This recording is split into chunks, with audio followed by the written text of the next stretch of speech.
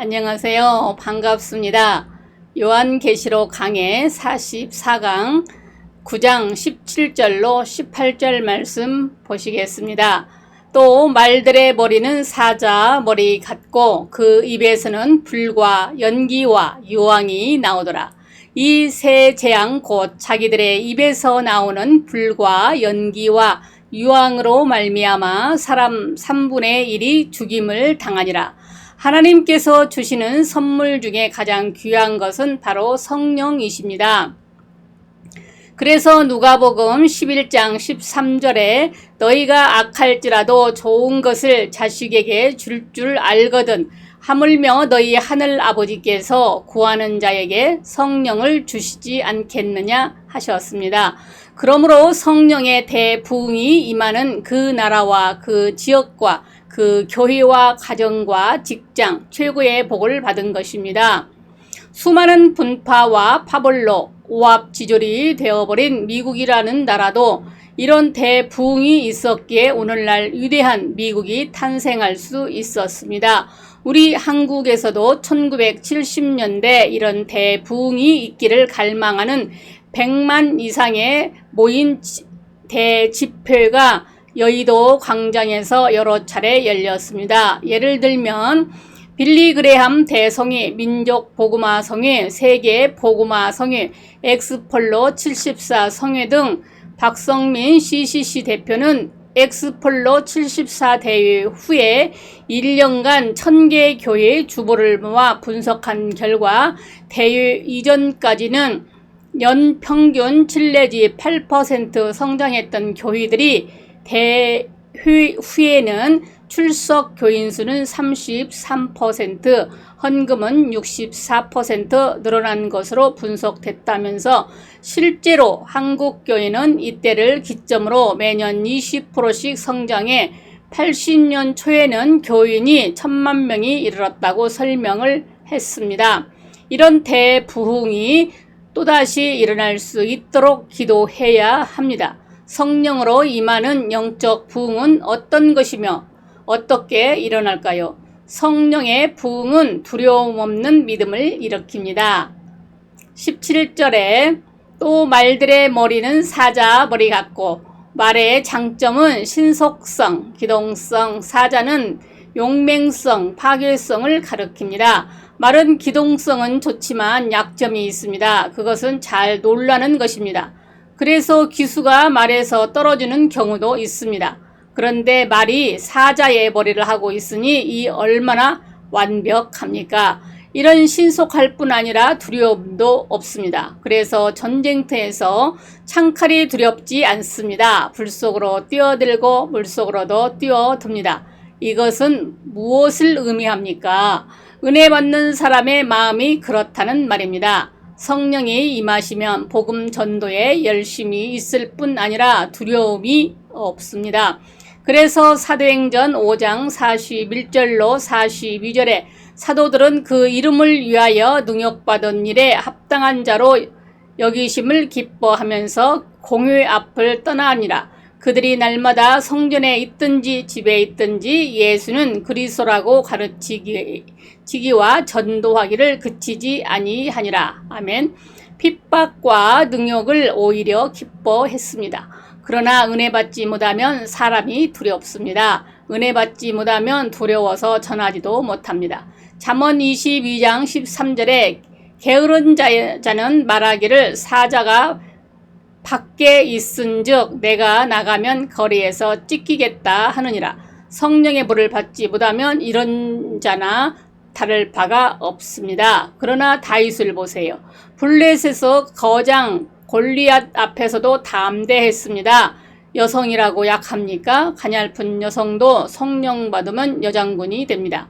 성경의 사라, 요게벳, 드보라, 에스더 역사 속에서는 성령 받아 프랑스를 구원한 잔다르크 나이 불과 19세 성령 받아 다들 두려움이 없는 자들이었습니다.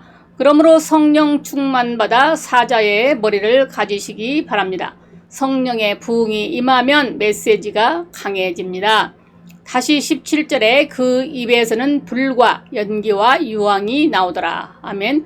불과 연기와 유황은 전쟁을 상징하면서도 강력한 화력을 암시합니다. 당시엔 오늘날과 같은 무기가 없었지만 불을 전쟁에 많이 활용을 했습니다. 강력한 화력은 적을 초토화할 수 있는 위협적인 것입니다. 이와 같이 영적 부흥이 임할 때의 뚜렷한 특징은 말씀의 화력이 강해집니다. 불처럼 뜨겁습니다. 연기처럼 눈물 나게 합니다. 유황처럼 폭발력이 있습니다. 그 모습이 주님의 모습입니다. 마태복음 7장 28절로 29절에 예수께서 이 말씀을 마치심에 무리들이 그 가르치심에 놀라니 이는 그 가르치시는 것이 권위 있는 자와 같고 그들의 서기관과 같지 아니함일러라. 아멘. 그리고 오순절날 베드로가 그랬습니다. 사도행전 4장 13절에 그들이 베드로와 요한이 담대하게 말함을 보고 그들은 본래 학문이 없는 범인으로 알았다가 이상히 여겼다고 했습니다. 이처럼 성령의 부흥이 임하면 놀라운 설교자들이 생겨납니다. 불을 토하는 말씀입니다. 말씀 증거가 강해집니다.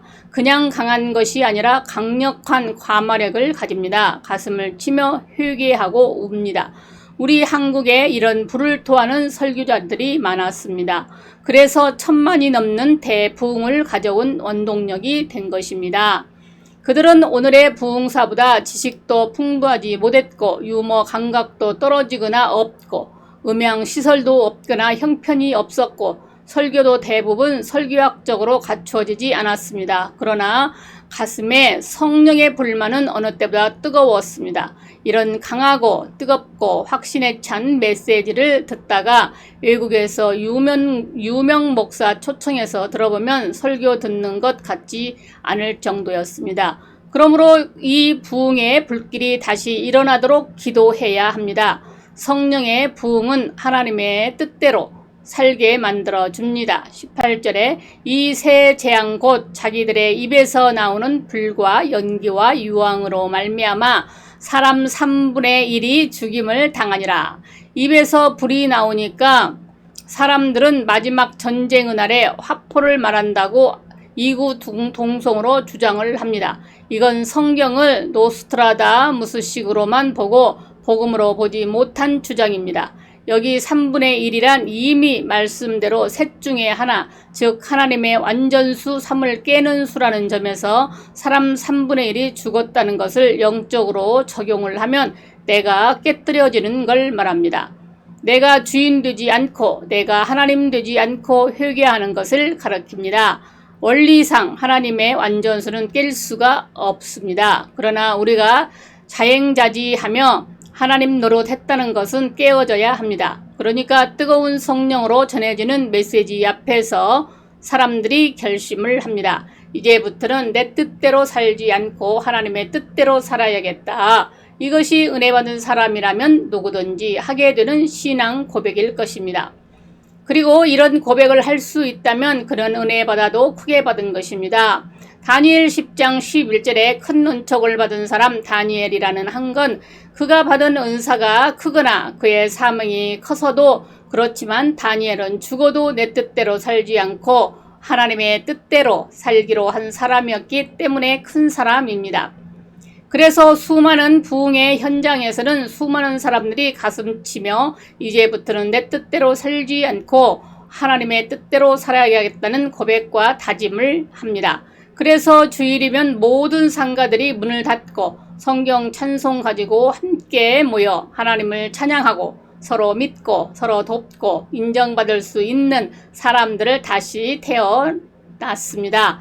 그래서 사도행전 2장 44절로 47절에 믿는 사람이 다 함께 있어 모든 것을 서로 통용하고 또 재산과 소유를 팔아 각 사람의 필요에 따라 나눠주며 날마다 마음을 같이하여 성전에 모이기를 힘쓰고 집에서 떡을 떼며 기쁨과 순전한 마음으로 음식을 먹고 하나님을 찬미하며 또 온 백성에게 칭송을 받으니 주께서 구원받는 사람을 날마다 더하게 하시니라 했습니다. 삶의 변화가 있었습니다. 이 모습이 은혜를 크게 받은 모습입니다. 그럼에도 사람들이 은혜가 무엇인지 몰라 방황을 합니다. 왜 나에게는 저 사람 받은 것이 없을까? 왜 나에게는 그런 일이 일어나지 않을까? 그러나 진짜 은혜는 내가 하나님의 말씀 앞에서 변화를 받는 것입니다. 왜냐하면 그런 은혜를 주신 이유는 내가 변화받기 위해서 주시는 것이기 때문입니다. 그래서 고린도후서 5장 15절에 그가 모든 사람을 대신하여 죽으심은 살아있는 자들로 하여금 다시는 그들 자신을 위하여 살지 않고 오직 그들을 대신하여 죽었다가 다시 살아나신 이를 위하여 살게 하려 함이라. 아멘. 성령의 불 받으면 이런 현상이 가능합니다. 그래서 고린도후서 5장의 전후 문맥을 보면 13절에 우리가 만일 미쳤어도 하나님을 위한 것이요 만일 정신이 온전하여도 너희를 위한 것이니 그리스도의 사랑이 우리를 강권하시는도다. 아멘. 그러니까 가슴속에 성령의 불을 받은 사람들의 이야기입니다. 그래서 불을 토하는 말씀에서 은혜를 받는 사람들은 일생 자기의 영달을 생각하지 않고 하나님의 나라를 위해 희생하기를 갈망합니다. 사업을 해도 먹고 마시든 무엇을 하든 하나님을 위해서 하려고 합니다. 그리고 자기의 삶을 포기하고 기꺼이 사명의 십자가를 지고 악을 골짝 빈들일지라도 하나님의 뜻하신 곳이라면 하나로 미랄이 되길 갈망합니다. 입에서 나오는 불의 메시지가 참된 일꾼들을 만들어냅니다. 우리 젊은이들 가슴속에 성령의 불을 받으시기를 바랍니다. 그래야 평생 하나님의 영광을 위해 살 수 있습니다. 그리고 연세 드신 분들도 성령의 불을 받아야 합니다. 그래야 여호수아와 갈렙과 같이 위축되지 않고 하나님께서 부르시는 그날까지 주의 일을 위하여 자신을 불사를 수 있습니다. 그러므로 소극적으로 살지 말고 하나님께서 부르시는 날까지 적극적으로 생산활동하며 주의 사역을 도우시기를 바랍니다. 은퇴했다고 도움을 원하는 초라한 모습이 아니라 베풀며 사는 멋진 노후가 되시기를 바랍니다. 그리고 그동안의 노하우를 사장시키지 말고 후배들을 위해 기록으로 남기시고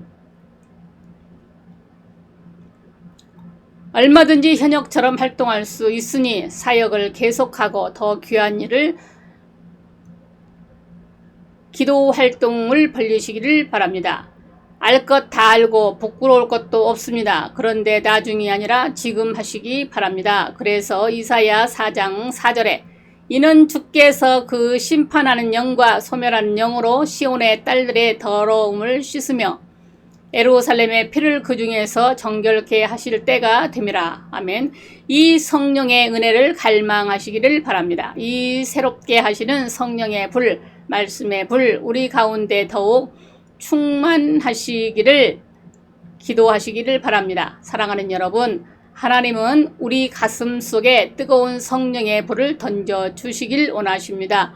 우리에게 또다시 부흥이 임하여 두려움이 없는 믿음과 새 생명 가득한 능력의 메시지, 그리고 통회하고 자복하며 온전하게 하신 은혜로 충만하시기를 기도합니다.